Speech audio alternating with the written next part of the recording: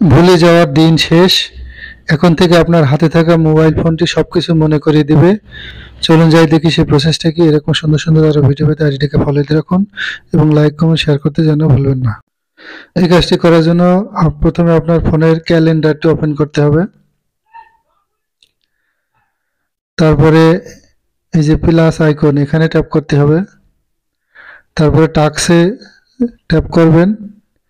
এখানে এই যে টাইটেল আছে, এই টাইটেলে আপনি লিখবেন যে কোনো কিছু। আমি লিখলাম বই পড়তে হবে। আমি এই সময় বই পড়বো, তাহলে এটা আমি লিখে রাখলাম। এখানে এই যে ক্যালেন্ডারটি কয় তারিখে সেটা আপনি লিখে রাখবেন। এই আমি 21 তারিখ দিলাম। তারপর ওকেতে ট্যাপ করলাম। এখন থেকে আপনার এই কোনো কিছু মনে করতে হবে না। হ্যাঁ, ফোনই আপনাকে কখন এই বইটা পড়তে হবে সেটা বলে দেবে। তারপর সেভ করে রাখলেই হয়ে যাবে। That's all.